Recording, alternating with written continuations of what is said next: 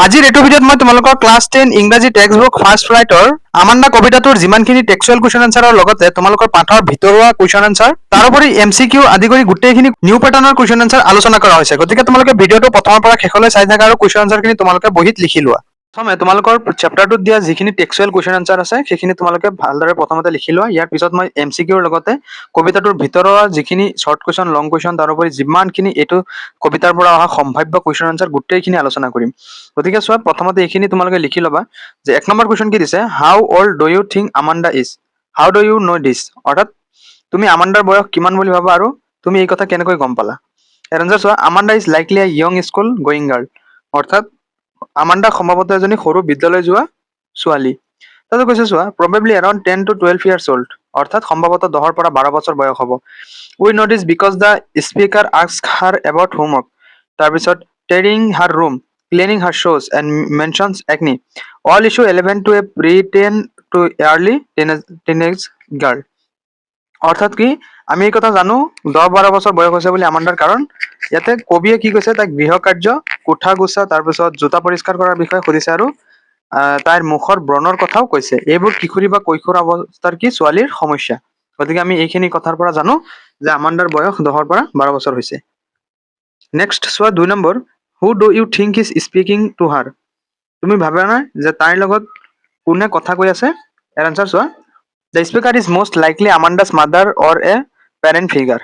The constant instructions, scolding and nagging tone indicate an adult caregiver who is trying to correct Amanda's behavior. অৰ্থাৎ বক্তাজন সম্ভৱতঃ আমান্ডাৰ মাক বা অভিভাৱক, তাৰপিছত অবিৰত নিৰ্দেশ, তাৰপিছত ভৎসৰ্ণা আৰু যি গালি খুৰ আৰু এজন পূৰ্ণবয়স্ক অভিভাৱকৰ বিষয়ে আমান্ডাৰ আচৰণ শুধৰাবলৈ কি কৰিছে, চেষ্টা কৰিছে।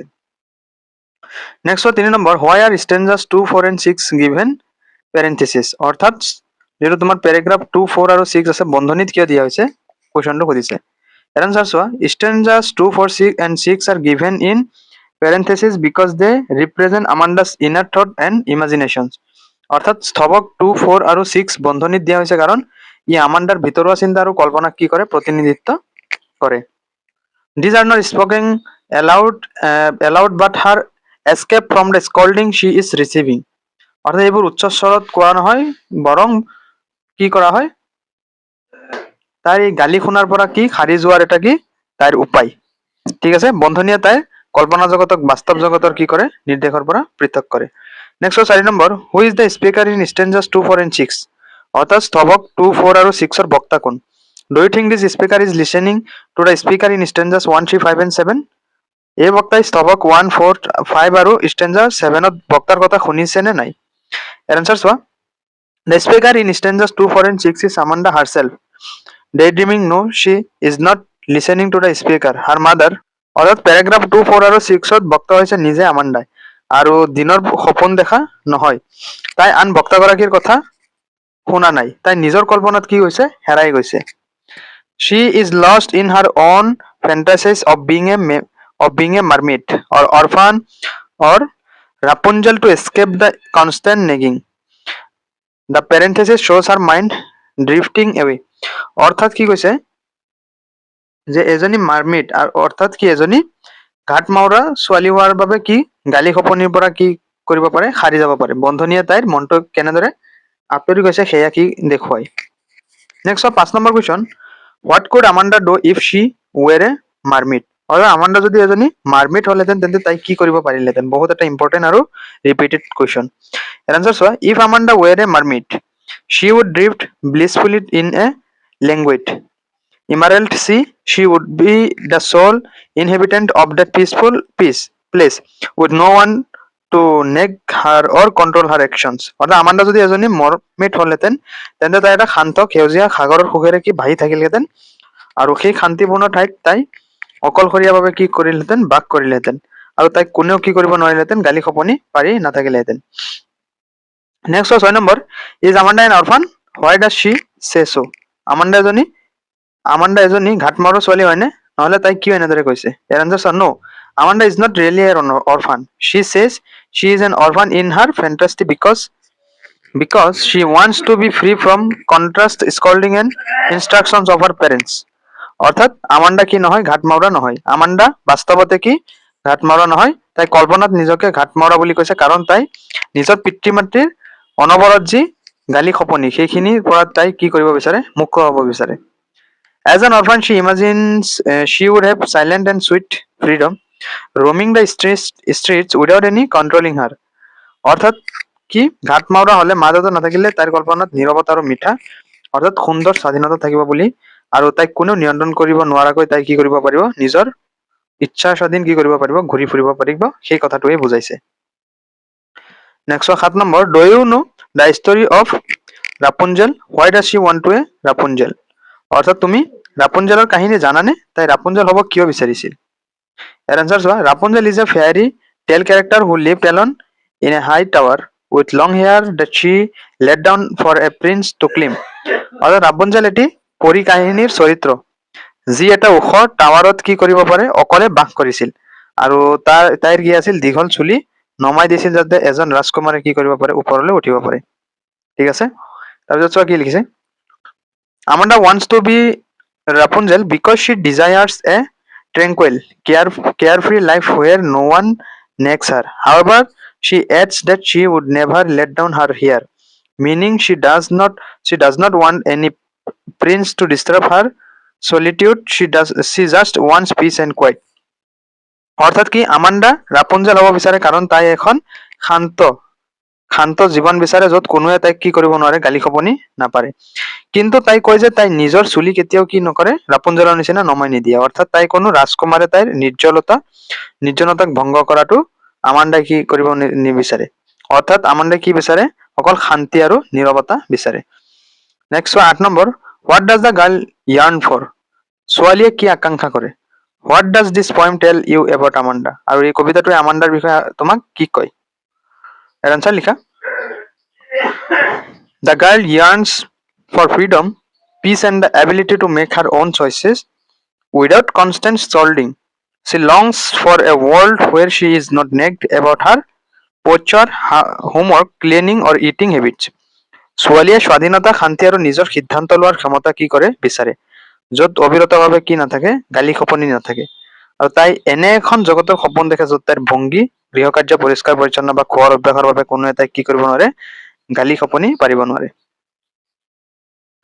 এয়া এইটো কৈছে, চ' দ্য পয়েম টেলছ আছ that Amanda is an imaginative, sensitive child who feels controlled and restricted. She escapes into fantasy world, Mermaid Orphan and Rapunzel. To cope with the pressure, wherever she is also a normal child who may be a little careless or moody, but no intentionally disobedient. অৰ্থাৎ কবিতাটোত কয় যে Amanda এজনী কল্পনাপ্ৰিয় সংবেদনশীল শিশু যিয়ে নিয়ন্ত্ৰিত আৰু সীমাবদ্ধ অনুভৱ কৰে। চাপৰ মোকাবিলা কৰিবলৈ তাই কল্পনা জগতলৈ পলায়ন কৰে, অৰ্থাৎ মাৰ্মেড, তাৰপিছত ঘাটমাউৰা, তাৰপিছত ৰাপাঞ্জেল আদি কি হ'ব বিচাৰে। তথাপিও তাই এটি স্বাভাৱিক শিশু যি অলপ অৱহেলাকাৰী বা অৱহেলা কৰে, কিন্তু ইচ্ছাকৃতভাৱে অবাধ্য নহয়। তাৰপিছত next 9 number, read the last stanza, do you think Amanda is sulking and is moody. অৰ্থাৎ শেষৰ স্থবকটো তুমি পঢ়া আৰু তুমি ভাবানে যে আমাণ্ডা মুডি নে? ইয়াৰ আনচাৰ চোৱা, the last stanza accuses Amanda of sulking and being moody. However, Amanda's behavior is a natural response to constant nagging. অৰ্থাৎ শেষ স্থবকটোৱে আমাণ্ডাক মুডি বুলি অভিযোগ কৰে, কিন্তু আমাণ্ডাৰ আচৰণ অবিৰত গালি খপনিৰ প্ৰতি এটা স্বাভাৱিক প্ৰতিক্ৰিয়াহে। She is not sucking to be defiant. She is withdrawing into herself because she feels unheard and controlled. অৰ্থাৎ তাই অবাধ্য হৈ ৰোষা হোৱা নাই, তাই নিজৰ ভিতৰলৈ সোমাই গৈছে, কাৰণ তাই অনুভৱ কৰে যে তাইৰ কথা কোনেও শুনা নাই আৰু তাই নিয়ন্ত্ৰিত। তাৰপিছত চোৱা, the poem suggest that the mother's perception of Amanda as moody may be unfair. Amanda is simply a child longing for freedom and understanding.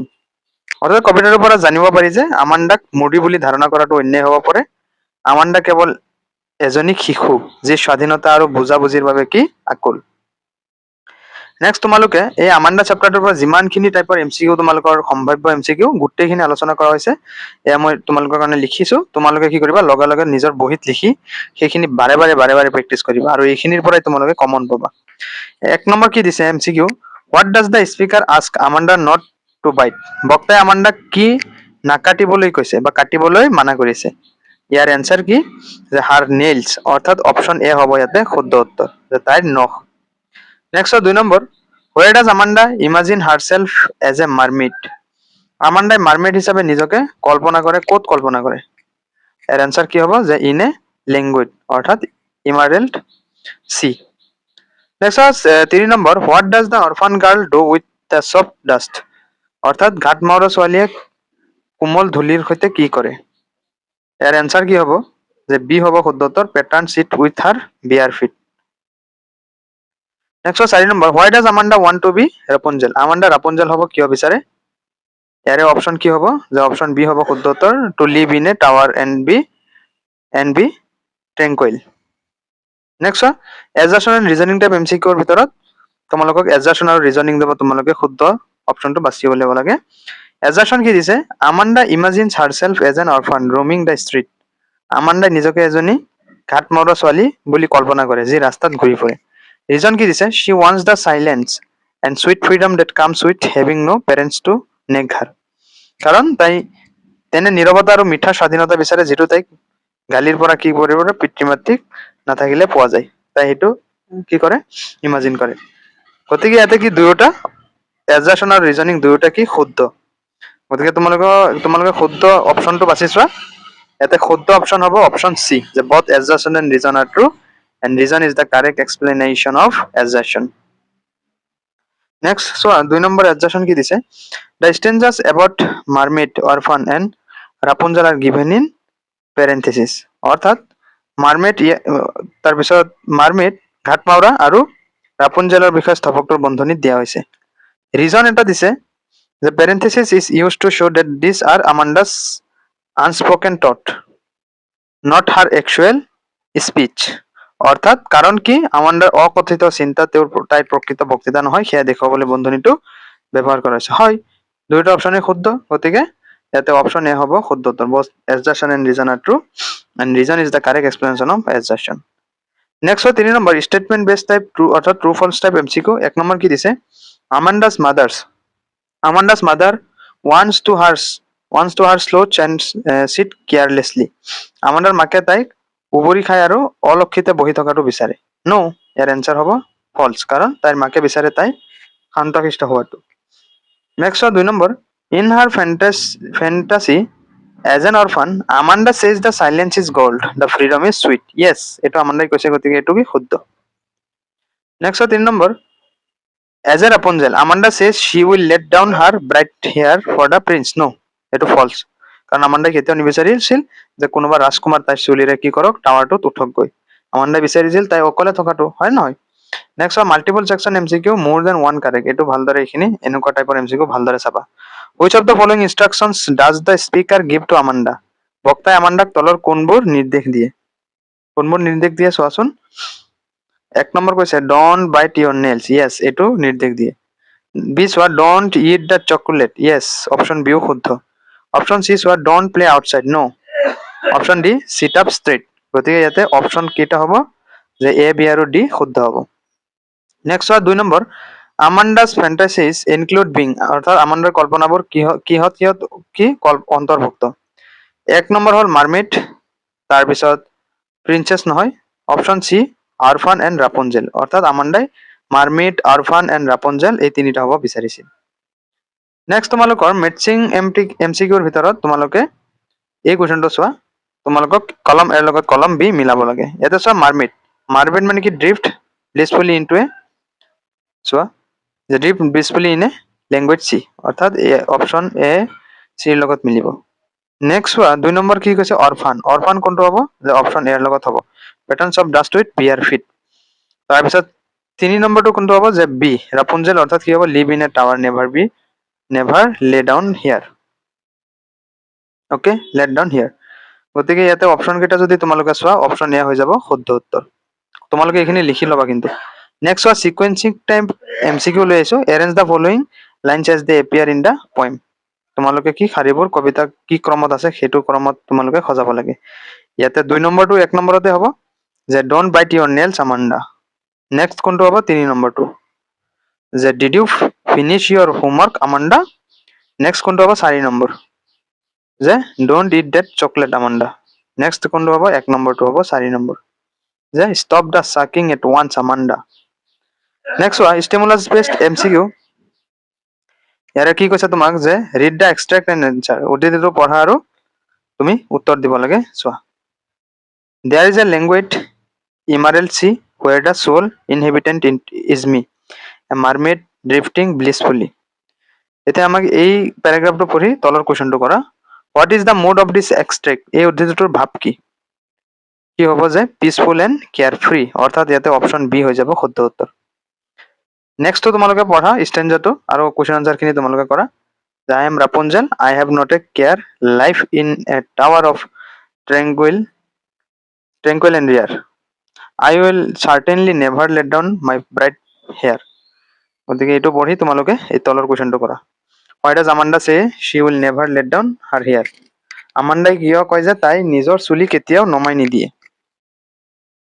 ইয়াৰে অপশ্যন বি হ'ব শুদ্ধ উত্তৰ যে she wants solitude not a prince। ঠিক আছে। Next fill in the blanks type MCQ। Question দিছে কি the মাৰমেড ড্ৰিপছ ব্লিছফুলি in A C, মাৰমেডজনী সাগৰৰ সুখেৰে ভাহি থাকে। ইয়াৰে অপশ্যন কোনটো কোনটো শুদ্ধ হ'ব যে অপশ্যন চি হৈ যাব শুদ্ধ উত্তৰ যে language and emerald. Next 2 number in the orphan fantasy Amanda patterns soft dust with her ডেছ, অৰ্থাৎ ঘাট মাউৰা কল্পনাত বা মা দেউতা নথকা কল্পনাত আমাণ্ডাই কোমল ধূলি নিজৰ ভৰিৰে কি কৰে সৃষ্টি কৰে। ইয়াৰে কি হ'ব যে অপশ্যন বি হ'ব শুদ্ধ উত্তৰ বিয়াৰ।